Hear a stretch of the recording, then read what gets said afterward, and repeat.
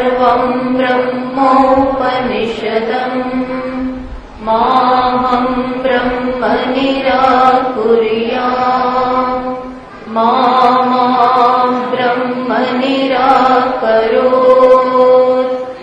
अनिराकरणमस्त्वनिराकरणं मे अस्तु तदात्मनि निरतेय उपनिषत्सु धर्मास्ते मयि सन्तु ते मयि सन्तु। ॐ शान्ति शान्ति शान्तिः। श्रुतिस्मृतिपुराणानाम् करुणालयम् नमामि भगवत्पादम् शङ्करं लोकशङ्करम् शङ्करं शङ्कराचार्यम् केशवं बादरायणम् सूत्रभाष्यकृतौ वन्दे भगवन्तौ पुनः पुनः। ईश्वरो गुरुरात्मेति मूर्तिभेदविभागिने व्याप्तदेहाय दक्षिणामूर्तये नमः। सर्ववेदान्तसिद्धान्त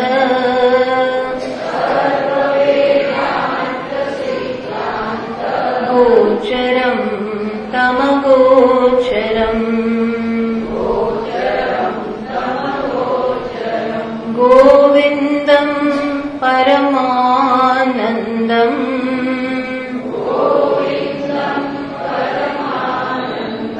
सद्गुरुं प्रणतोऽस्म्यहम्।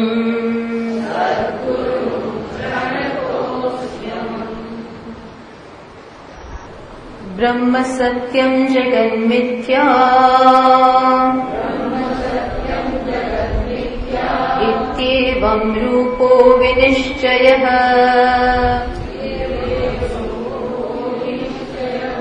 सोऽयं नित्यानित्यवस्तु विवेकः समुदाहृतः तद्वैराग्यं जुगुप्साया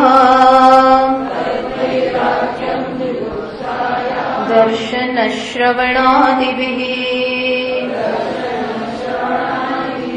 देहादिब्रह्मपर्यन्ते यनित्ये भोग्यवस्तुनि विरज्य विषयभ्रातात् दोषदृष्ट्या मुहुर्मुहुः स्वलक्ष्ये नियतावस्था मनसः शम उच्यते विषयेभ्यः परावर्त्य स्थापनं स्वस्वगोलके उभयेषामिन्द्रियाणाम् सदमः परिकीर्तितः। तो આપણે સાધન ચતુષ્ટય સંપત્તિ એની ચર્ચા ચાલે છે। પહેલા આપણે શું જોયું? નિત્ય અનિત્ય વસ્તુ વિવેક। નિત્ય શું છે, અનિત્ય શું છે એ સતત મને પરીક્ષા કરવી જોઈએ। સતત મન હંમેશા આ વસ્તુનું એને નિરીક્ષણ કરવું જોઈએ કે પોતાની સમજ પ્રમાણે શાસ્ત્રનું શ્રવણ થાય અને પછી તો આપણે પદ્ધતિસર રીતે એનું નિરીક્ષણ કરીએ। પણ પોતાની જે સમજ હોય, પોતાની જે સૂઝ હોય, જીવનના અનુભવ હોય, એના ઉપરથી પણ સતત મનનો એક ખૂણો આ પ્રકારે નિર્ણય કરતો હોય, બરોબર એનું બરોબર એને જોતું હોય, નિરીક્ષણ કરતું હોય કે કઈ વસ્તુ રહે છે અને કઈ વસ્તુ જતી રહે છે, તો મારે શેમાં આસ્થા મૂકવી જોઈએ, કઈ વસ્તુને પકડવી જોઈએ અને કઈ વસ્તુને છોડી દેવી જોઈએ. જીવનમાં શું અગત્યનું છે, શું અગત્યનું નથી. આવી ઘટનાઓ થયા કરતી હોય, જન્મ થતું હોય, મૃત્યુ થતા હોય, વ્યાધિઓ થતી હોય, આપણને બીજાને જીવનમાં દુઃખદ ઘટનાઓ થતી હોય, સુખદ ઘટનાઓ પણ થતી, આ બધું જોયા કરવાનું. માત્ર ઉપરથી કોણ આવ્યું, કોણ ગયું, કોના ઘરે બાબો આવે, કોના ઘરે બેબી આવે ને કોણ સીધા આવી ગયા ને આવું બધું નહીં, પણ કેવી ઘટનાઓ થાય છે, કેવું આ જીવનમાં આ વસ્તુ થયા જ કરતી હોય છે. આ આપણને થશે, ટૂંકમાં ત્યાં થાય છે એમ નહીં, આ મને પણ થશે. એટલા માટે તો શું છે કે આપણા મનમાં સતત એક વિવેક રહ્યા જ કરે. નહીં તો બીજાની વાત કરીને 4 જણા ભેગા થઈએ, બીજાની વાત કરીને મૂકી દઈએ, એવું નહીં. પણ મનમાં આ વસ્તુ આપણને સ્પર્શે, બહુ અગત્યની જીવનના ઘટનાઓ હોય છે, તો એ આપણને સ્પર્શે એ પ્રમાણે વિચાર કરવો જોઈએ. અને પછી એ જ પ્રમાણે વૈરાગ્ય, જે બધી અનિત્ય વસ્તુ છે, જે જોયું નથી, જે સાંભળ્યું નથી, પણ એનો પણ સ્વભાવ આવો જ છે, એમ કરી અને વૈરાગ્ય માટે સતત વિચાર કરતા રહેવાનું. જે વૈરાગ્ય એમને નથી જન્મતો, જન્મેલો હોય તો જન્મેલો હોય. વૈરાગ્ય ઉત્કૃષ્ટ વસ્તુ માટેના રસને કારણે જે જન્મ્યો હોય તો બહુ સુંદર, અને બાકી નિકૃષ્ટ વસ્તુમાંથી ધીમે ધીમે એમાં રહેલા દોષ મનને બતાવતા રહેવાના કે આમાં આ દોષ છે, આ દોષ છે, આ દોષ છે, હું આમ ફસાઈ જઈશ, આમ ફસાઈ જઈશ, આમ ગુમાવીશ. એ બધું જોતા જોતા મનને આ બતાવ્યા કરીએ ને તો જ મન એનલાઇટન્ડ એટલે એને કંઈક સમજ પડે, એનામાં અંદર પ્રકાશ જન્મે. બાકી તો મનને પ્રકાશ જન્મતો જ નથી. એ કરતા રહેવાનું તો વૈરાગ્ય જન્મે. પછી ગયા વખતે આપણે શેની હવે સમાધિ ષટ્ક સંપત્તિ, એમાં સૌથી પહેલા શમઃ એની વાત કરે કે વિરજ્ય વિષય વ્રાતા દોષ દૃષ્ટ્યા મુહુર્મુહ. ભાષ્યકાર પણ શું કહે છે, વિષયોનો આખો જે સમૂહ છે ત્યાં સુધી 3 લાખથી માંડી અને છે બ્રહ્માંડ સુધી, બ્રહ્માજીના લોક સુધી બધું જ વિષયમાં આવી જાય. પ્રત્યેક વસ્તુ, નામ, ધન, સંપત્તિ, કુટુંબ, કબીલો, પુણ્યથી જન્મતા લોક, આ બધી વસ્તુ વિષયનો જે સમૂહ છે એમાં રહેલા દોષ. એટલે વિચારવું પડે કે સ્વર્ગમાંય દોષ છે, ધનમાંય દોષ છે. દોષ નહીં પણ એમાં મર્યાદા. દોષ આપણે શબ્દ નહીં વાપરીએ, પણ એમાંય મર્યાદાઓ છે અને મને મર્યાદા સ્વીકાર્ય નથી. છેલ્લે તો મારે શું જોઈએ છે, મર્યાદા રહિત આત્મતત્વ, એ જ આપણને સ્વીકાર્ય છે. અને આ જે આપણને ગમે છે એ શોધી કાઢવાનું. આપણને આની ઝંખના છે એ સતત શોધવાનું કે હું ઝંખું છું, આ ભલે એવું લાગે કે મને તાત્કાલિક સંતોષ મળે એવું ગમે છે, પણ ખરેખર ઝંખના તો મને પેલાની જ છે. એટલા માટે આપણું મન ક્યાંય ઠરીને ઠામ નથી થતું, ફર્યા કરે. લાંબો વખત ધારો કે એક વસ્તુ ગમી હોય પણ પછી ત્યાંથી ધીમે ધીમે રસ જતો રહે. આ રસ જે જતો રહે છે ધીમે ધીમે વસ્તુઓમાંથી અભાવ થતો જાય છે. એ શેના માટે છે, આપણી પેલી જે ઝંખના છે એ પૂરી નથી થતી, એટલે ધીરેથી આપણે છોડી દઈએ.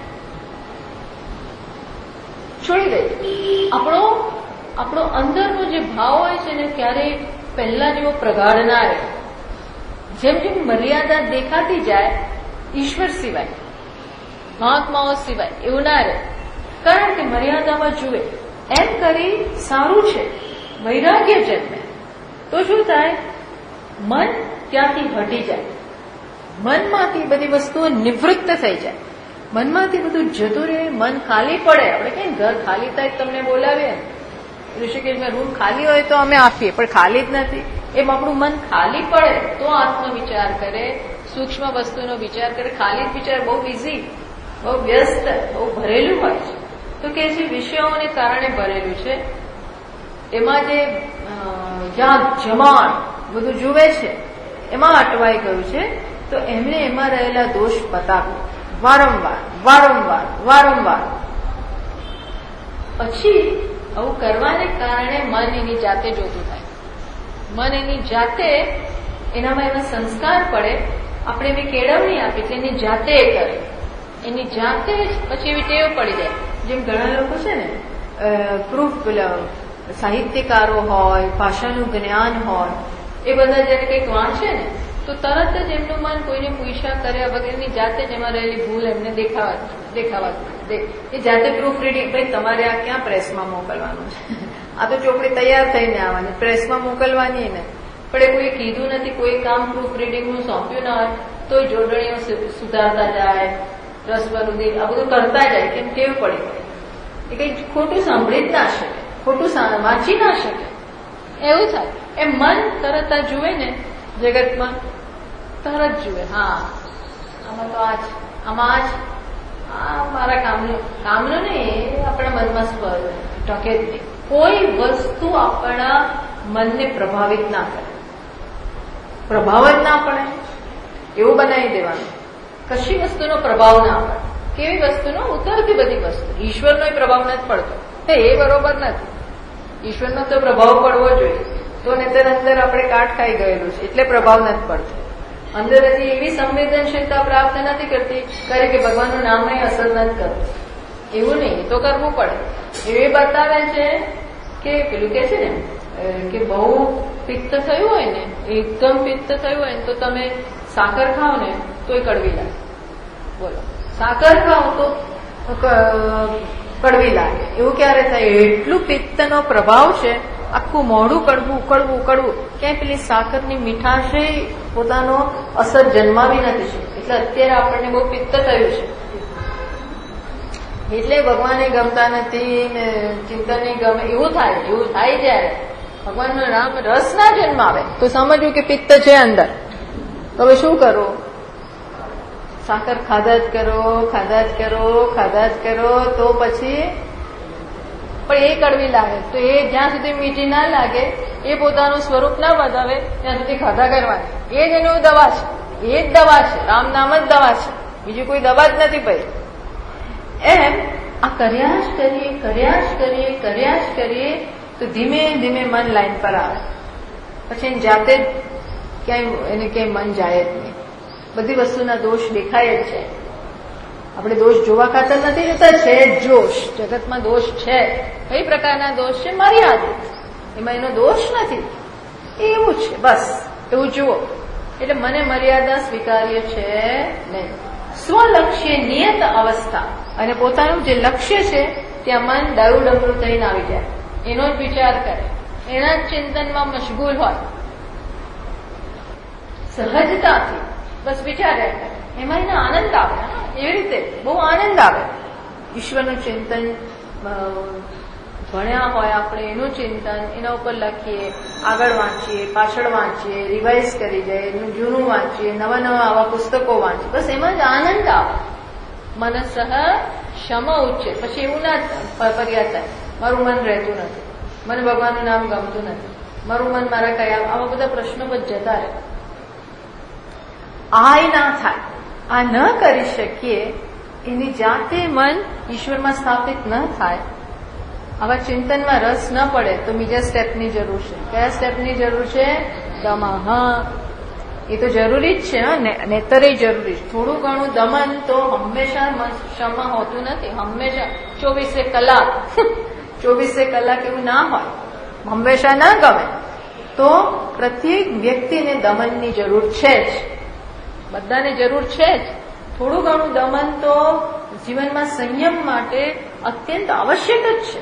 આપણું જીવન બરોબર ચાલતું હોય, નિયમ પ્રમાણે સાધના થતી હોય, વ્યવસ્થિત હોય, નહીં તો શું થાય? જીવનમાં કોઈ ઠેકાણા જ ના હોય.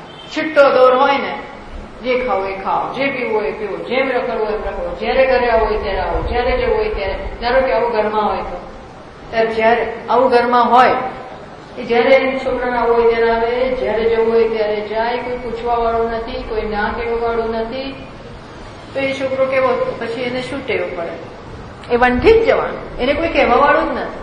જ્યારે બેસવું હોય ત્યારે બેસ જમવા, જ્યારે ભણવું હોય ત્યારે ભણ, ન ભણવું હોય તો ન ભણીશ, બોલાવવા હોય તો મા બાપને બોલાવો, ઘરમાં રહેવું હોય તો રે.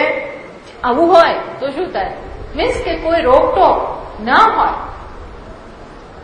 તો ડિસિપ્લિન તો જોઈએ. હા, ડિસિપ્લિન જીવનમાં થોડો સંયમ જોઈએ ને અત્યંત મેચ્યોર હોય, અત્યંત પરિપક્વ હોય એ કદાચ આમાંથી બકાત રહી શકે, પણ એવું ના, 99% આવું ના હોય. 1% લોકો એવા હોય કે જે પોતાના ઉપર એક હંમેશ માટે નિયમ પ્રમાણે એનું જીવન ચાલતું હોય. બધે એવું નથી હોતું. એટલે દમન, મારું કહેવાનું એ છે, દમન જરૂરી છે. ભલે બધી સમજ હોય, બધી સમજ હોય તો પણ દમન જરૂરી છે જ. વિષયેભ્ય પરાવર્ત્ય સ્થાપનમ સ્વસ્વ ગોલકે. બધી ઇન્દ્રિયોને વિષયોમાંથી વાળી લઈ. કારણ કે આપણને કદાચ બહુ રસ ના હોય તો પણ ઇન્દ્રિયો જે વિષયોનો સંપર્ક કરે છે એના સંસ્કાર કંઈક તો પડવાના છે. કંઈક જોઈએ, કંઈક સમય બગડવાનો, કંઈક સંસ્કાર પડવાના, કંઈક અસર થવાની છે. એટલે એ વસ્તુ બહુ ઈચ્છનીય નથી. એટલે જરૂરી છે કે એને સ્થાપનમ સ્વસ્વ ગોલકે, એને પોતાના સ્થાનમાં રહેવા દેવા. કારણ વગરનું રખડવાનું નહીં, કારણ વગરનું નહીં. અને આ પ્રત્યેક ઇન્દ્રિયોને લાગુ પડે.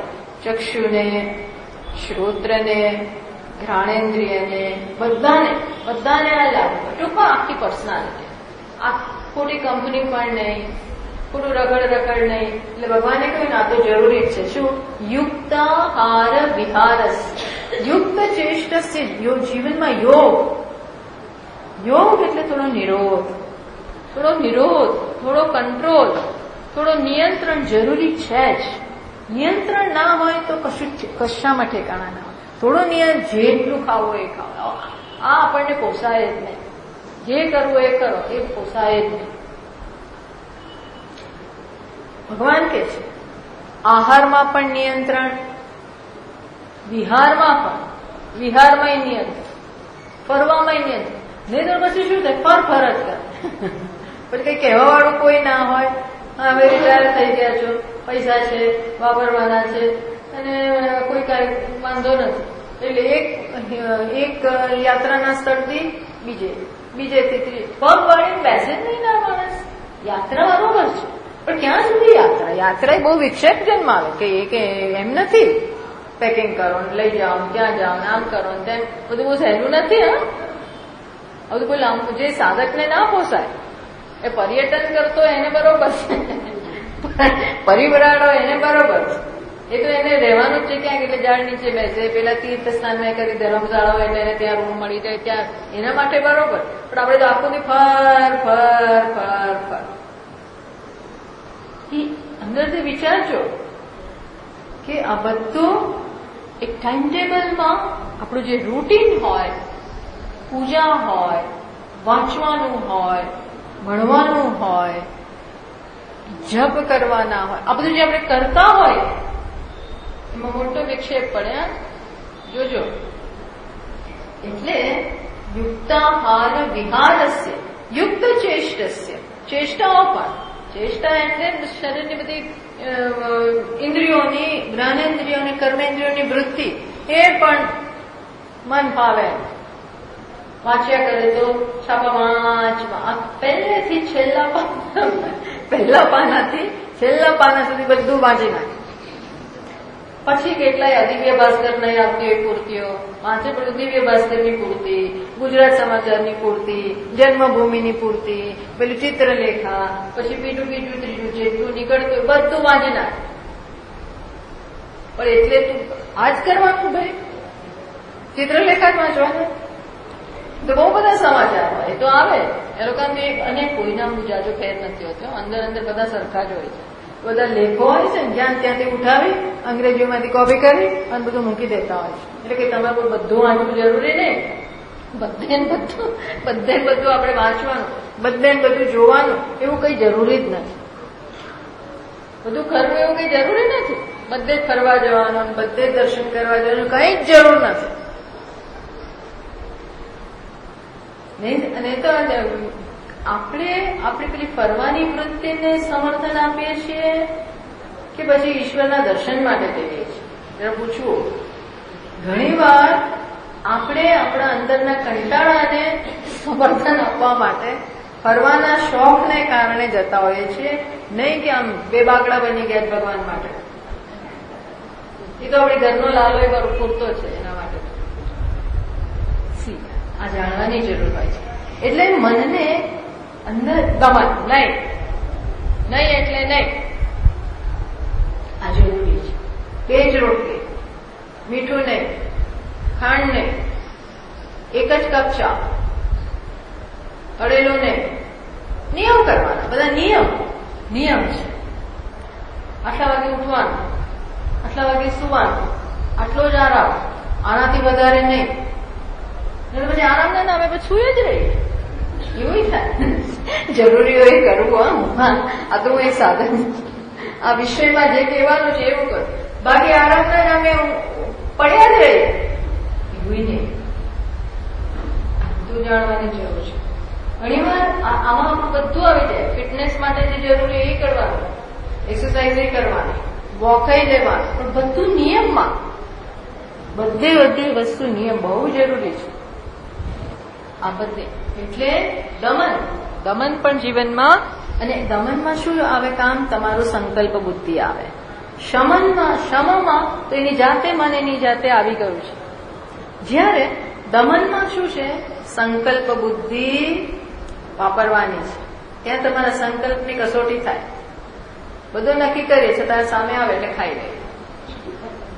ગરમી છે ને આઈસ્ક્રીમ ખાવું છું, પછી આઈસ્ક્રીમના પેકેટ અમે રાખીએ જ છીએ. આજકાલ કેવી ટેવ છે બધા, અમે ઘરમાં રાખીએ જ છીએ. કોઈ મહેમાન આવે ને તો મહેમાન તો આવતા આવે, પછી આપણા માટે એવમોર ને ફલાણી ફ્લેવર ને ડીગડી ફ્લેવર, હવે ફ્લેવરો નીકળ્યા છે. અરે ડાયાબિટીસ નો વિચાર કર્યું છે. એટલે આવું હોય છે દમન. આમાં સંકલ્પ શક્તિ વાપરવી પડે. એટલે દમન કોના ઉપર આધારિત છે? સંકલ્પ. અને જેમ વાપરતા જઈશું ને એમ વધશે. સંકલ્પ શક્તિ વધારવાની જરૂર છે. સંકલ્પ શક્તિ નબળી ના ચાલે. એ તો આ સાધકમાં બહુ તીવ્ર હોવી જોઈએ. દમનમાં કયું ફેક્ટર કામ કરે છે? આપણી સંકલ્પ શક્તિ, એ વાપરવાની. એટલે ઉભયશામ ઇન્દ્રિયાણા, આ કેના જેવું છે ખબર છે? શમન આ કરતા જઈએ ને એટલે ધીમે ધીમે શમ એની જાતે આવી જશે. દમન શમ માટે મદદ કરશે. સાઉથ ઇન્ડિયામાં એવી એક કહેવત છે એ લોકોની ભાષામાં કે પેલી ગાયને પેલા વાછરડું હોય ને એ હાથમાં ના આવે, દોડી જાય. એટલે એને ગળે પેલી દોરી બાંધી રાખી હોય. તો એ એટલું ફાસ્ટ દોડતું હોય તો એ દોરી હાથમાં ના આવે, દોરી છટકી ગઈ. પછી શું થાય? છેલ્લે એના પૂંછડાને પકડી લે. તો પૂંછડાને પકડશું ને તો ધીમે ધીમે પેલી પછી ધીરેકથી દોરી પણ હાથમાં આવશે. એટલે દોરી છૂટી ગઈ હોય તો પૂંછડું પકડવું. પૂંછડું પકડીશું તો એનું દોરડું પણ એને ગલે પણ એનાથી ખેંચીને પછી એનું દોરડું પકડી લેશે. ટૂંકમાં શમન એની જાતે નથી, તો દમથી એને પકડી અને મન ઉપર, ઇન્દ્રિયો ઉપર કંટ્રોલ આવશે. તો નેક્સ્ટ સ્ટેપ છે મન ઉપર પણ કંટ્રોલ આવવાનો. આ સુંદર કહે છે કે શમ, મન ઉપર કંટ્રોલ. પણ મન ઉપર કંટ્રોલ જો ઇન્દ્રિયો ઠેકાણે ના હોય તો નથી આવવાનું. એટલે પેલા આને પકડો અને એના દ્વારા પેલાને પકડો. ભગવાન કહે છે ને બધું જોઈએ, ચાબુક જોઈએ અને ઘોડાઓને યોગ્ય સ્થાને રાખવાના. ન માને તો જરા ચાબુક ફટકારો. મસ્તી નહીં. ન માને તો જરાક પનિશમેન્ટના રૂપમાં નહીં, પણ બધે આ આવશ્યક છે. હા, એટલે ગાંધીજી આવા બધા લોકો કેટલું દમન. આજે લીમડો ખાવાનો, બોલો રોટલીમાં લીમડો કેમ ના ભાવે? સ્વાદેન્દ્રિયો ઉપર નિયંત્રણ લાવવા માટે કેવું કરતા હતા? હવે એમને શું જરૂર છે? એમને પડતું બધું કરતા હતા. મીઠું ના ખાય, ફલાણું ના ખાય, અને કડવું કેમ ના ભાવે? એટલે એવી ટેવ પાડો.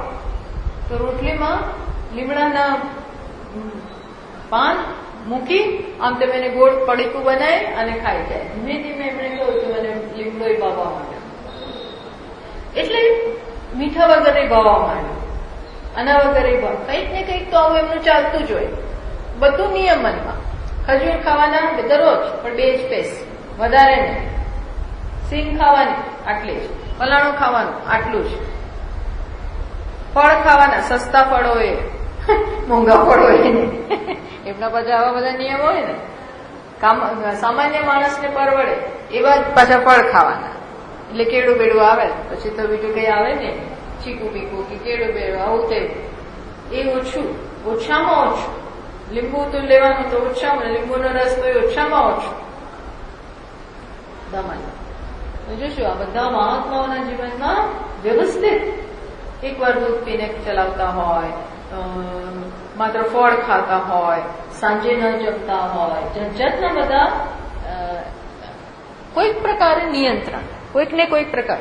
ઇવન સાયકોલોજી, સાયકોલોજી પણ આ વસ્તુ કહે છે કે તમારા આ ઇન્દ્રિયો ઉપર જ નહીં, પછી તમારા સ્વભાવ ઉપર પણ ગમે એટલું મનને મનાવતા હોય, સમજાવતા હોય, વિવેક કરતા હોય, પણ ક્રોધ થઈ જ જાય, બોલાય જ જાય, કોઈકને લાગણી દુભાવાય જ જાય. તો કે છે કે ના, સાયકોલોજીસ્ટ પણ આમ ભલે આવું બોલતા હોય, પણ આમ શું કે છે કે ના, એને કંટ્રોલ તો કરવાનો જ. તો કેવી રીતે કંટ્રોલ કરવો? બહુ જ ક્રોધ આવ્યો હોય તો દમન કરવાનું, કે ભાઈ એને કહી દો હમણાં મારી સાથે ના બોલીશ, હમણાં મારું મગજ ઠેકાણે ના, અથવા એનું ઠેકાણે ના હોય તો આપણે એને સજેશન આપી શકીએ, થોડી વાર પછી મળીએ. કારણ કે હવે જો વાતો કરીશું આ મૂડમાં, તો કાં તો તું નહીં રહે, કાં હું નહીં રહું, કોઈ હોનારત થઈ જશે. એના બદલે તમે એમને કહી દો કે થોડી વાર પછી મળીએ, જરા શાંત પડીએ, પછી મળીએ. આવેગમાં શું થાય એ ખબર નથી. એવું થતું હોય છે ને, આવેગમાં માણસ ગમે તે બોલી નાખે, કરી નાખે, એટલે પછી મળીશું આફ્ટર 1 hour. આ શું થયું ખબર છે? એ પેલા આપણા જે આવેગ જે આવ્યો છે ને ક્રોધનો, એને દમન દ્વારા આ સ્વસ્થતા પરણે લવડાવીએ 1 કલાક પછી વાત કરીશું. આ બહુ સારી રીત છે. અથવા એવી પણ ત્યાં રીત છે કે બહુ જ ગુસ્સો આવ્યો હોય તો જેના ઉપર ગુસ્સો આવ્યો છે ને એના ઉપર કાઢવો નહીં, રૂમમાં જવું અને ત્યાં પેલું પંચિંગ બેગ રાખતા હોય છે, પંચિંગ બેગ જીમમાં ને એમાં, તો એક લટકાવ્યું હોય પેલું આખું પીલો જેવું, તો ત્યાં તમારો ગુસ્સો એના ઉપર કાઢો, એને મારો. આવ્યું છે એટલે બધું નીકળી જવાનું. આપણે ત્યાં બહેનો હોય તો રડી નાખે, રડ કરે, ભગવાન પાસે રડે, કોઈકને કહી દે. એટલે પહેલા છે ને ઓટલા પર બેસે, ઓટલા પર ઇશ્યુ બધી બહેનો બેસતી, બધું નીકળી જાય. દરેકને અંદર જે પ્રોબ્લેમ હોય ને પેલી કે પેલી પેલા કે પેલા કે બધું નીકળી જતું. હવે તો બધું જતું રહ્યું, કોઈ બેસીને વાતો જ નથી કરતું. એટલે કરતા હશે પણ ઓછું થઈ ગયું, અંદર ને અંદર ભરાઈ રહ્યું હોય એટલે એને કાઢી નાખું. કાઢવું કેવું કે એવી રીતે ના કાઢવું કોઈને વાગે. તો પંચિંગ બેગ, અથવા તો હવે લોકો શું કહેતા હોય કે જે અંદર આવ્યું હોય એને લખી કાઢો. એવું જે બોલવું હોય એ પેલા લખી નાખો, જે કેવું હોય પેલા નહીં કહેવાનું, આમાં લખી નાખો. અને પછી એને બતાવવું નહીં, થોડી વાર પછી પાડી નાખવું. કાંઈ એવું સાદું લખ્યું હોય તો બતાવો, પણ પછી જાતનું લખ્યું હોય તો પણ બહુ અગત્ય, તમારે એક વખત આવેગ નીકળી જાય ત્યાં કાઢવાને બદલે એવી રીતે આ કરો, પ્રોસેસિંગ કહેવાય આને. અને એવી રીતે તમે પ્રોસેસ કરો કે કોઈને હાનિ પહોંચે, તમારા હૃદયને પણ હાનિ ના પહોંચે. એ પડ્યું રહેશે અંદર તો ઝેર છે, તમને બાળશે, અને બહાર નીકળશે તો બીજાને બાળશે. એના બદલે એને આ રીતે અંદર કાઢો કરાય, પણ એવી રીતે કે ક્યાંય હાનિ ના પહોંચે. આ બધું દમનમાં આવે. આ બધી રીતો શોધેલી છે મહાત્માઓએ, સાયકોલોજીસ્ટ. એ કહે છે. પછી કહે છે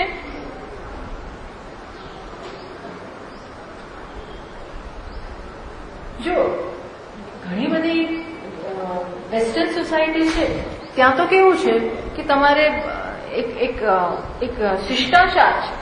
શિષ્ટાચારને કારણે એ લોકો બીજા સાથે બોલે ત્યારે પણ બહુ ધ્યાન રાખીને બોલે. કેમ છો, કેમ નહીં, હાય, હલો, થેન્ક યુ, સોરી, આ બધા શિષ્ટાચાર. એને કારણે આપોઆપ જ ભલે ઘણીવાર દંભ હોય, ઘણીવાર તમારા વર્તનમાં દંભ હોય છે, પણ એક સાથે એક સોસાયટીમાં તમે છો ત્યારે કઈ રીતે વર્તન કરવું એની એક સમજ તો પડે જ છે.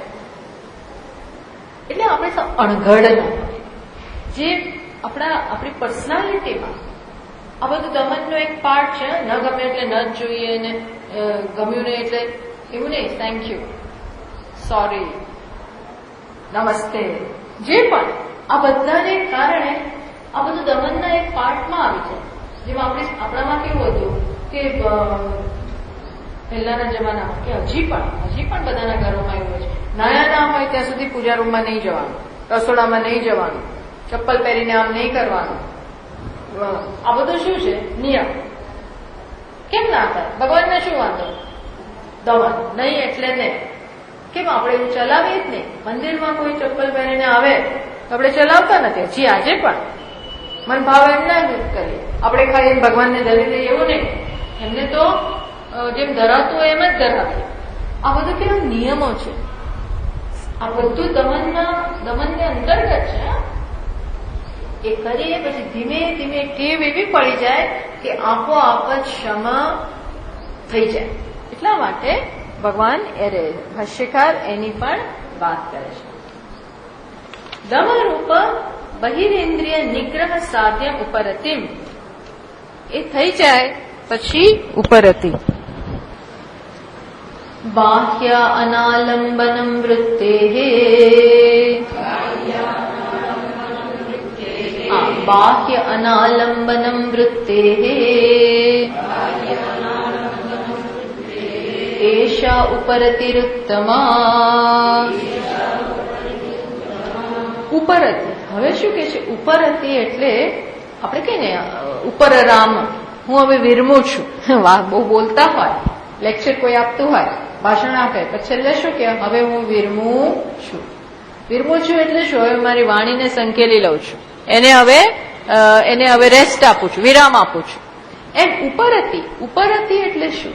આપણી ઇન્દ્રિયોનું બધાનો વિરામ થવો, કર્મેન્દ્રિયો અને જ્ઞાનેન્દ્રિયો બધાનો વિરામ, અને મનનો પણ વિરામ થઈ જાય. વિરામ થઈ જાય એટલે તો ક્ષમા આવી ગયું. પણ હવે મનમાં ક્યાંય વિષયોમાં, વ્યક્તિઓમાં, સંજોગોમાં કે જગતમાં ક્યાંય મન હવે અટકેલું છે નહીં. એ પોતાના સ્થાનમાં આવીને વિરામ પામે. ધારો કે એનો અર્થ એવો નથી કે વિષયો ઉપર વિચાર જ ના કરે. જગત ઉપર વિચાર ચાલતો હોય, કારણ કે તમારી આંખ ખુલ્લી હોય એટલે બધું દેખાવાનું તો ખરું જ ને. એનો ઉપરતીનો અર્થ એવો નથી મને હવે કઈ દેખાય જ નહીં, અને મન કઈ વિચાર્યા વગર તો અત્યારે આપણે બોલી ના શકીએ. એટલે વિચાર તો ચાલુ જ છે, પણ અહીં કહેવા શું માંગે છે? કશા સાથે હવે તીવ્ર આસક્તિ રહી છે નહીં, કશા સાથે તીવ્ર તાદાત્મ્ય નથી.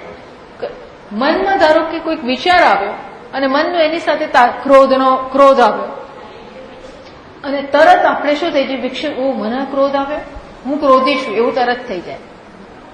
આપણામાં કોઈ હીન વિચાર આવે અને આપણે એની સાથે તાદાત્મ્ય થઈ જાય, અને પછી શું લાગે? મારામાં હજી આવા વિચાર આવે છે. ટૂંકમાં મન સાથેનું તાદાત્મ્ય થઈ જાય. મન જે છે એ જ હું છું એવું જો આપણે માનવા માંડીએ તો શું થાય કે એના જેટલા જ થઈ જઈએ.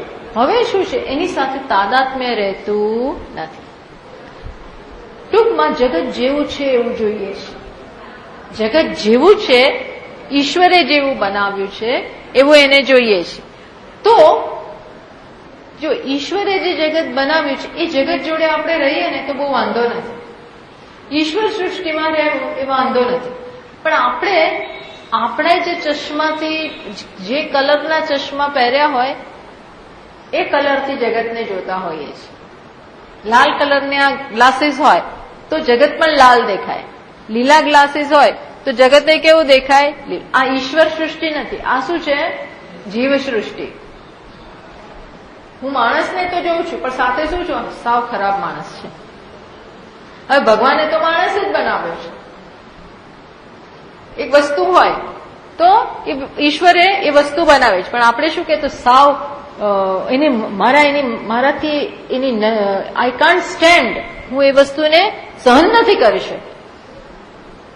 આ શું થયું? આ ઈશ્વર સૃષ્ટિ નહીં, કઈ સૃષ્ટિ થઈ ગઈ? જીવ સૃષ્ટિ. આ જીવ સૃષ્ટિ એટલે શું? હું જે વિચારું છું, હું જે માનું છું, મારી જે માન્યતાઓ છે એના આધારે જગતને જોઉં છું. એ જેટલું નીકળે એટલું કાઢી નાખવાનું. એટલે સ્વામીજી મહારાજ શું કહેતા હોય? સ્વામી દયાનંદજી હંમેશા કહે છે, ડોન્ટ બી જજમેન્ટલ. કોઈ પણ વસ્તુ વિશે જજમેન્ટ ના બાંધો. પેલા એક નક્કી જ થઈ ગયું કે ફલાણી વ્યક્તિ એટલે મિત્ર, બસ એવું જજમેન્ટ થઈ ગયું. પછી હવે હું એને કેવી રીતે જોઉં? એ દ્રષ્ટિએ જ જોઉં. મિત્ર તરીકે જોવું તો સારું છે, પણ પછી એ અમુક કંઈક બોલે ને તો આપણે સ્વીકારી નથી. કેમ કે મિત્ર થઈને તું આવું બોલે છે એવું લાગે. કોઈ પણ વસ્તુ વિશે એક વખત એક પૂર્વગ્રહ બંધાઈ જાય અને જજમેન્ટ એટલે માની જ લીધું, આમ જ ભારતીયો એટલે આવા, મુસલમાન એટલે આવા, ક્રિશ્ચિયન એટલે આવા, પારસી એટલે આવા, એક જજમેન્ટ થઈ ગયું. પછી જોઈએ છીએ, જુઓ એવું મનમાં એક બાંધી લીધું અને પછી એ વસ્તુને આપણે જોઈએ છીએ. તો શું થાય? આ જે છે પીળો કલર, નામ અને રૂપ એમ નથી જોતા. હું મારા જજમેન્ટને જોઉં છું, આને નથી જોતો. હું શેને જોઉં છું? મેં આના વિશે જે પૂર્વગ્રહ બાંધ્યો એને જોઉં છું, નહીં કે આ વસ્તુને જોઉં છું. વસ્તુ જેવી છે એવી જોવાને બદલે હું આને કેવી રીતે જોઉં છું? મારો આના વિશેનો શું ખ્યાલ છે, હું મારા ખ્યાલને જ જોઉં છું. જગતને આપણે નથી જોતા, આપણે આપણા ખ્યાલને જ જોઈએ છીએ. જોજો, આપણે આપણા ખ્યાલને જ જોતા હોઈએ છીએ. જેટલા આપણે આપણા ખ્યાલમાંથી મુક્ત થઈએ અને જગત જેવું છે એવું જોઈએ તો એ આપણને બહુ નડશે નહીં. જમીન છે બરોબર, પણ આ જમીનનો ટુકડો એટલે ભારત, અને આ જમીનનો ટુકડો પશ્ચિમની સાઈડમાં એટલે પાકિસ્તાન, આ જમીનનો ટુકડો એટલે બાંગ્લાદેશ. તરત જ આપણું મન ફરે. એક જ આકાશ છે, એક જ જમીન છે. એક જમીન અને ત્યાંની જમીનને અહીંની જમીનમાં શું તફાવત છે? પણ એક બોર્ડર લાઈન આવી ગઈ, LOC, લાઈન ઓફ કંટ્રોલ. પછી શું થાય? તરત ત્યાંના પ્રત્યે દ્વેષ પણ થાય અને આના પ્રત્યે પ્રેમ જન્મે. જમીનમાં કોઈ તફાવત નથી. જુઓ, બાજુની જ જમીન છે, એમાં કોઈ તફાવત નથી. બાજુનું જ આકાશ છે, બાજુના જ વૃક્ષો છે, અને છતાં પણ ભાગલા પડી જાય છે. આ શું છે? જજમેન્ટને કારણે. જીવનમાં વ્યવહારમાં થોડું ઘણું જરૂરી છે, પણ પારમાર્થિક દ્રષ્ટિએ તો આપણને બંધનરૂપ થાય છે. જોજો, પારમાર્થિક દ્રષ્ટિએ એટલે અહીંયા શું કહે છે? બાહ્ય અનાલંબનમ વૃત્તે. બાહ્ય બધા જે આલંબનો છે વિષયો માટેના, એના વિશેના મારા જે ખ્યાલ છે એ બધાને કાઢી નાખું. એટલે અહીંયા સરસ દ્રષ્ટાંત આપ્યું છે કે તટાક ઉદકસ્ય તટાક છિદ્ર દ્વારા નિર્ગત્ય. જે શું કહેવાય, તળાવ કે એવું હોય તો એમાંથી પાણી નીકળતું હોય તો શું થાય? પાણી કેવી રીતે જાય? પેલા તળાવમાંથી પાણી નીકળે, પછી એક ચેનલ બનાવી હોય, નીક બનાવી હોય, એમાંથી પાણી વહે, પેલાના છિદ્રમાંથી નીકળે, પછી અહીંથી વહે અને પછી ખેતર તરફ જાય. અને ખેતરનો જે આકાર હોય એ આકાર એ ગ્રહણ કરી લે. નીકમાંથી વહેતું પાણી જ્યાં જવાનું હોય એનો આકાર ગ્રહણ કરે. એમ આપણું મન ઇન્દ્રિયોના દ્વાર દ્વારા, ઇન્દ્રિયો રૂપી છિદ્ર દ્વારા મન બહાર નીકળે, વિષયોને જાય અને એને આખું નાખું કવર કરે. વૃત્તિ અહીંથી બહાર નીકળે એટલે કે આપણું મન આ ચક્ષુ દ્વારા બહાર નીકળ્યું, આનો એને કવર કર્યું, આનો શેપ લીધો અને પછી વૃત્તિ આમાં બંધાઈ ગઈ. તો ભાષ્યકાર શું કહે છે કે આવું કરવાને બદલે તમારે શું કરવાનું? હવે આનો આધાર જ નથી લેતા. વૃત્તિ એની જાતે જ અંદર રહે છે. જોવાની અહીં તો ભાષ્યકાર તો એવું કહે છે મન બહાર જાય જ નહીં, એવી વાત કરે છે.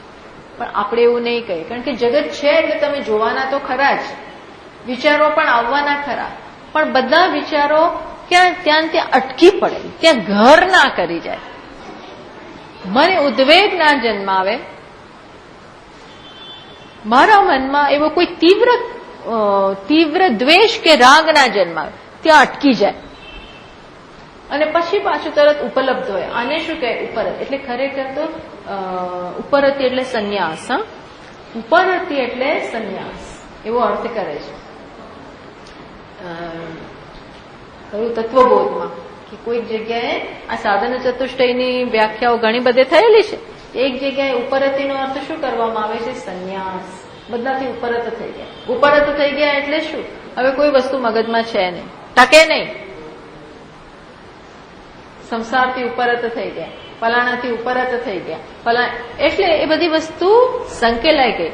એવું નથી કે એ હવે બહાર રહે છે, અહીંથી નીકળીને બ્રહ્માંડમાં જઈને રહે છે કે બીજા કોઈ લોકમાં જ અહીંયા રહેતા હોય, છતાં પણ મનમાં એક ડિસ્ટન્સ આવી ગયું, મનમાં એક અંતર ઉભું થઈ જાય. શેને કારણે? તમે વિચારજો, શેને કારણે એક અંતર ઉભું થઈ જાય છે? મનને હવે ત્યાંથી કઈ મેળવવું છે, કશા સાથે જોડાય નહીં. બાકી તો જોડાઈ જાય, ચીપકી જાય ફેવિકોલની જેમ. તો કે ના, કશાય સાથે હવે ચીપકતું છે, તાદાત્મ્ય રહેતું નથી. આને શું કહેવાય? ઉપરતી. અહીંયા કે છે કે ઉપરતી ક્યારે જાય ખબર છે? મમત્વ આપણે ઘડી નાખીએ ને એટલે ઉપરતી એની જાતે આવે. મમત્વ વસ્તુ કેવી છે ખબર છે? અહંકારને ક્યાંક બાંધી દે.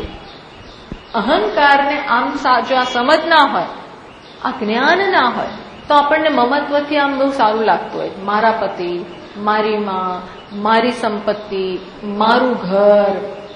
આનાથી શું થાય છે? મને કામ સ્ટ્રેન્થ મળે. મારું ઘર એટલે બસ શાંતિ છે ને, ઘર તો છે ને. મારી સંપત્તિ 50 લાખ 60 લાખ કરોડ રૂપિયા છે, વાંધો નહીં આવે, જીવન નીકળી જશે. અથવા મમત્વને કારણે શું થાય? એક આમ સ્ટ્રેન્થ મળતી હોય છે, પણ આમ શું થાય છે ખરેખર ખબર છે? એ વસ્તુને કારણે હું નાનો બનું છું. કારણ એક જગ્યાએ જોડાવ એટલે બીજેથી આપોઆપ છૂટો પડે. એક જગ્યાએ હું જોડાવ, એક ઘરને મારું કહું એટલે આપોઆપ જ બીજા ઘર મારા એક ઘરની માલિકી મળી, પણ આપોઆપ બીજા ઘર મારા નથી એ જાહેર થઈ ગયું. તો સ્વામીજી આપણે બધા ઘરમાં રહેવાનું ના, એવું નથી. પણ અંદર જે મમત્વ છે, મમત્વનો ભાવ આમ અજ્ઞાન હોય ત્યારે આપણને એવું લાગે મારા પણ મને સારું લાગે, મારા કહેવાય એવું તો કોઈક છે ને ભાઈ, એવું કોઈ રહ્યું નહીં હવે. એટલે મારા આપણે બનાવીએ, મારા, મારી બેન, મારું મારું મારું. પણ આ મારુંથી શું થાય છે ખબર છે? ખરેખર બધી બહુ મર્યાદાઓ આવે છે, આપણે મર્યાદિત બનીએ છીએ. સચ્ચિદાનંદ ક્યાં નિર્ગુણ, ક્યાં નિરાકાર, અને ક્યાં કેટલી વસ્તુને મારી કઈ બેસી ગયું. બીજે બધાને આપોઆપ બહાર હડસેલી દે છે. એટલે આ મમત્વમાંથી મુક્ત થવું, મમત્વમાંથી મુક્ત થવું એને શું કહેવાય? ઉપરતી. એટલે અહંકાર ક્ષીણ થાય ધીમે ધીમે. એક્સક્યુઝ મી, અહંકાર પણ ક્ષીણ થઈ જાય ધીરે ધીરે. બાકી મારું કહેવાય એવું ખરેખર કોઈ વસ્તુને મારી કેવી એ મોટો ભ્રમ છે. મારી કેવી કોઈ પણ વસ્તુને એ બહુ મોટો ભ્રમ છે. આપણે વિચારીશું તો ખ્યાલ આવશે કશું જ આપણું છે નહીં. સ્વામીજી મહારાજ કે આ શરીર જેને હું મારું કહું છું એ મારું નથી. એ ખરેખર કોનું છે? અડધું તો મા બાપનું છે, મા બાપે આપ્યું છે એટલે એમનું છે. એમને એ તરત કે અમે તને મોટો કર્યો, અમારે કારણે તું છું. પિતા ઉપાદાન કારણ, અરે માતા ઉપાદાન કારણ, પિતા નિમિત્ત કારણ. આ એમનું શરીર છે. તું ક્યાંથી? અમે ના હોત તો તું ક્યાંથી આવત? શરીર એમનું. પત્ની હોય તો શું કે આ મારું છે અડધું, હું અર્ધાંગીની છું.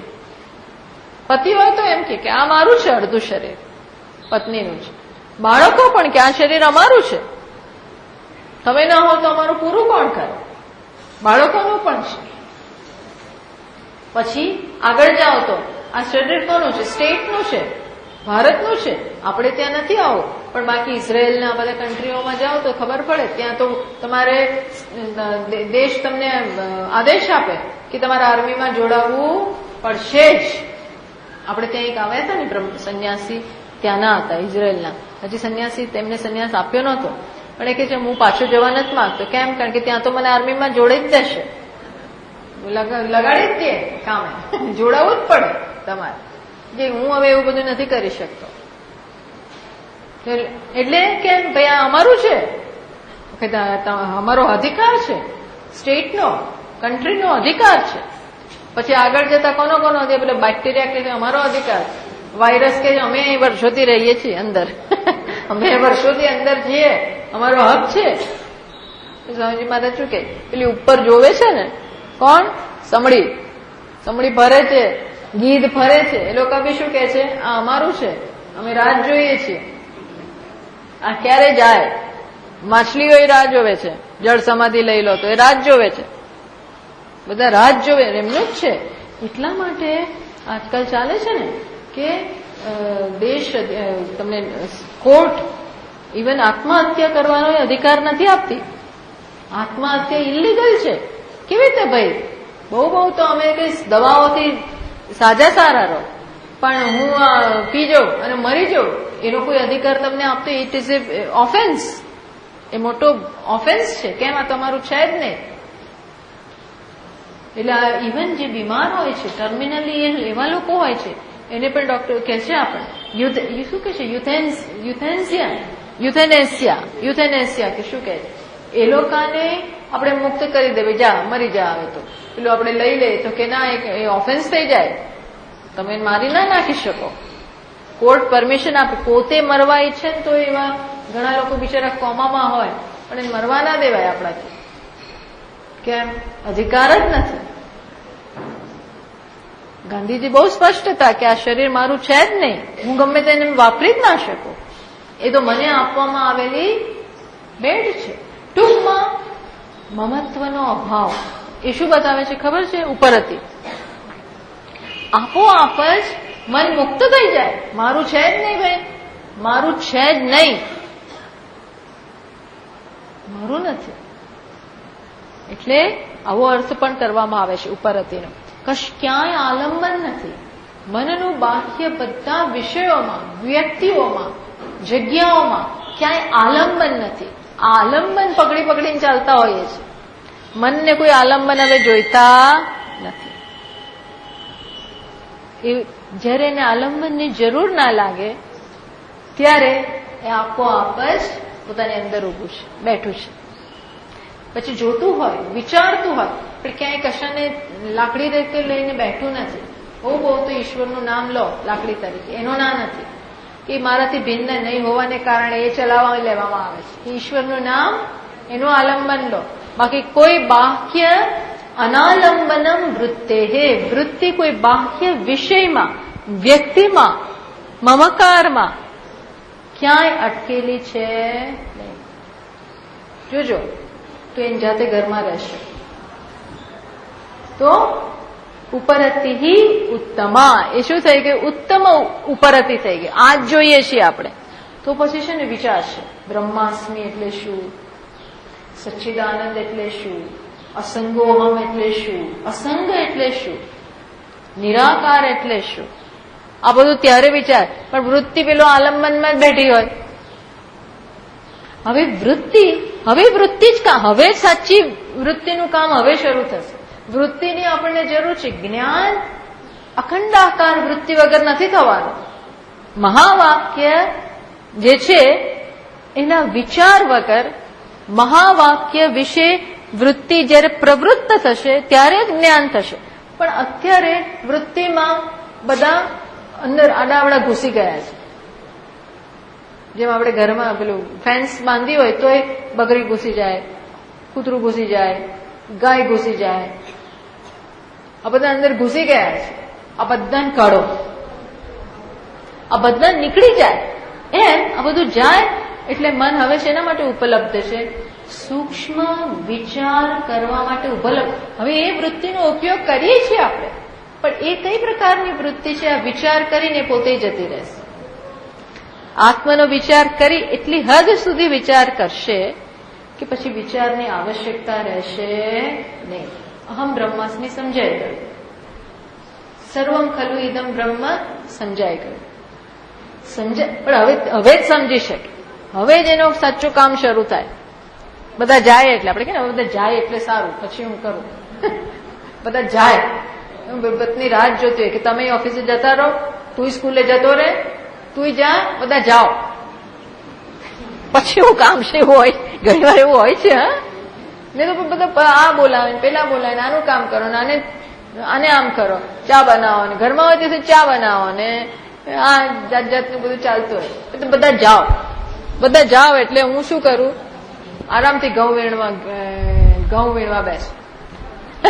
જે કામ કરવું હોય, પૂજા કરવા બેસું. ચાલો ને અહીંયા તો કોઈ ઘઉં વાળા હોય ને, પણ પૂજા કરવા બેસું. પૂજા કરતા હોય ને પેલા બોલાવે, આમ બોલાવે, તેમ બોલાવે, કટ ચાલ્યા કરે. મજા ના આવે. બધા જાઓ. હવે સુઈને જ જવું. હવે ઉપર હતી સાચી. હવે શું કરશે? સરસ પૂજા કરશે, જપ કરશે, ધ્યાન કરશે. સરસ, નો ડિસ્ટર્બન્સ. આ ડિસ્ટર્બન્સ ના હોય ને તો મજા આવે. પેલું કહેશે જરા આપો, જરા દાણાદાળ આપો, જરા પેલું આપો, જરા શરબત બનાવો, જરા ચોકલેટ બનાવો, પેલું બનાવો, કઈ થાય નહીં. બધા જાઓ, સૌના કામે લાગી જાઓ. ઉપર હતી, આ ઉપર હતી, ઇટ ઇઝ રિક્વાયર્ડ. આ ઉપર હતી જોઈએ આપણને. મનને પણ બધી વૃત્તિઓ ગઈ. હવે કઈ વૃત્તિ? ખાલી નહીં, વેક્યુમ નથી, હવે બ્રહ્માકાર વૃત્તિ. એનો વાંધો નથી. આને શ્રેષ્ઠ વસ્તુ કહેવાય. એટલા માટે જેને શું કહે છે? સંન્યાસ. સંન્યાસ એટલે પછી શું? આ કામ કરવાનું, બીજું બધું નીકળી ગયું. લોકેશના ત્યાગ, પુત્રેશના ત્યાગ, વિત્તેશના ત્યાગ, બધા ત્યાગ થઈ ગયા. હવે શું? આત્મેષણા. હવે આત્માની એષણા. એ ના રહે તો મુશ્કેલી. એ છે હજી.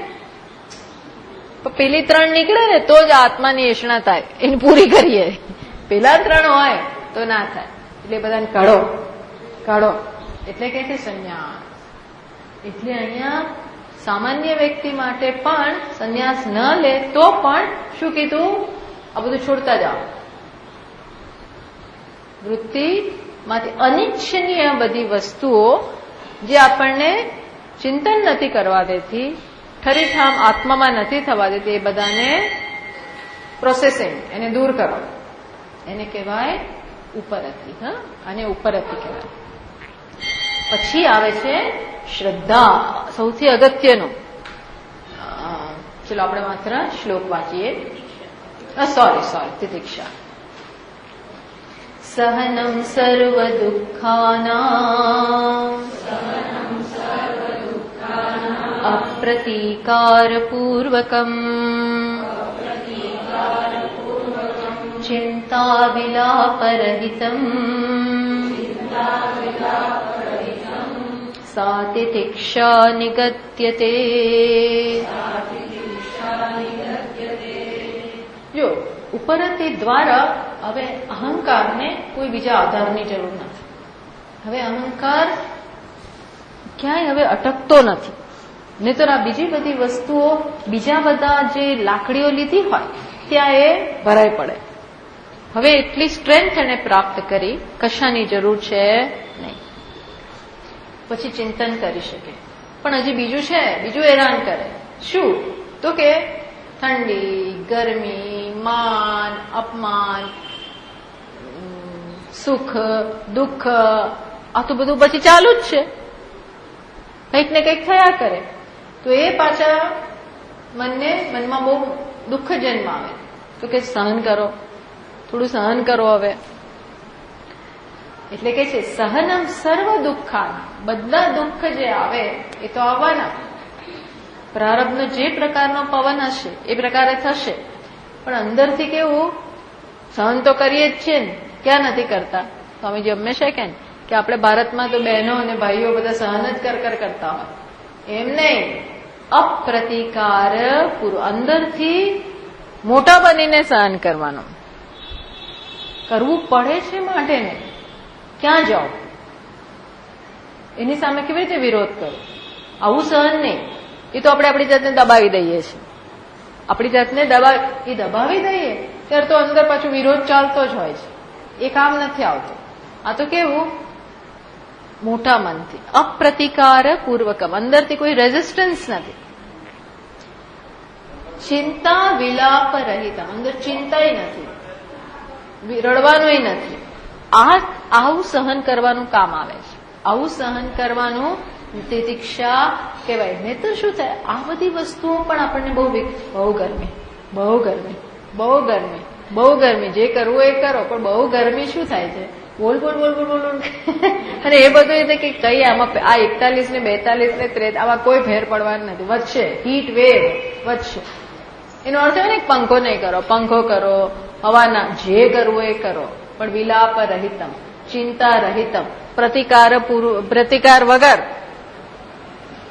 એવું એને શું કહેવાય? એવું નહીં કે બસ સહન કરવાનું એટલે હવે હું પંખો કરું જ નહીં, બારી બારણા ખુલ્લા રાખો, જરૂર પડે બારી બંધ કરો, કામ આવે. ઠંડી હોય તો શું બારી બંધ કરી દઈએ, એ આપણા હાથમાં છે. હે ગોદડું ઓઢી લેવું એ હાથમાં છે.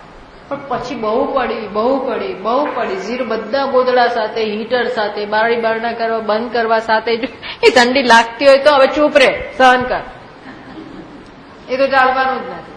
જ્યાં એને શું કહેવાય? તિતિક્ષા. કરવાનું જે આપણે હાથમાં છે એ કરી નાખીએ, જે હાથમાં છે એ કરી અને પછી શાંતિથી સહન કરીએ. એટલે ભગવાનને કીધું માત્ર સ્પર્શાસ્તુ કૌંતેય શીતોષ્ણ સુખ દુઃખ, આ તો આવવાના જ. આ તો બધું શીત ઉષ્ણ સુખ દુઃખ, જગત જોડે તમે જગતના સંપર્કમાં આવશો એટલે કંઈક તો થવાનું છે. કાંઈ તો એ ઉજરડાઓ જરા જરા પડવાના. सहन कर. उड़िया बाबा जी पढ़िए बर्दाश्त करो. बर्दाश्त करना सीखिए जीवन में. जीवन में बर्दाश्त करना એટલે સહન કરવાનું શીખવું જોઈએ. જીવન તો ऐसा ही है. એનાથી વાતે વાતે ઉકળી પડીએ, વાતે વાતે આપણે આમ તલવાર લઈને બહાર આવી જઈએ. ટૂંકમાં એ બધું કામ ના, થોડું બધું સહન કરવું પડે. સહન એને શું કહેવાય? અને મેં કહ્યું એ પ્રમાણે મોટા થઈને સહન કરીએ. આપણે દીનહીન છીએ એ રીતે નહીં, પણ માફ માફ માફ. તો પ્રતિકાર નહીં, તો ચિંતા નહીં, તો વિલાપ નહીં, તો સંજોગો આવીને ગયા. આપણે એવા ને એવા છીએ. સંજોગો આવ્યા ગયા અને આપણે કેવા છીએ? એ સંજોગોમાં મોટા થયા. મોટા એટલે ઉંમરથી નહીં, હા, એ સંજોગો આપણને શીખવાડી જાય. બોલો, એટલે સંજોગોની આપણા ઉપર કોઈ અસર પડે નહીં. એ રીતે શીખવાનું. નહીં તો સંજોગો તો એવા આવે ને આપણને ધૂળ ચાટતા કરી નાખે. એવું નહીં. તિતિક્ષા એને કહેવાય કે આપણે સંજોગો આવે ભલે આવે, હું એમાંથી બહાર નીકળીશ સહન કરી. આ બહુ અગત્યનો ગુણ છે. નહીં તો બધા જોડે બાદ ભીડ ભીડ કરીશું તો આપણે ક્યાં ખલાસ થઈ જઈશું. એટલે તિતિક્ષા આવતા વખતે એની ચર્ચા કરી. ઓમ પૂર્ણમદ પૂર્ણમિદં પૂર્ણાત પૂર્ણમુદચ્યતે પૂર્ણસ્ય પૂર્ણમાદાય પૂર્ણમેવાવશિષ્યતે. ઓમ શાંતિ શાંતિ શાંતિ. શંકરં શંકરાચાર્યં બાદરાયણં સૂત્રભાષ્યકૃતૌ વંદે ભગવन्तौ પુનઃ પુનઃ. ઈશ્વરો ગુરુરાત્મેતિ મૂર્તિભેદવિભાગિને વ્યોમવદ્વ્યાપ્તદેહાય દક્ષિણામૂર્તયે નમઃ. ઓમ શાંતિ શાંતિ શાંતિ. હરિ ઓમ. શ્રી ગુરુભ્યો નમઃ. હરિ ઓમ.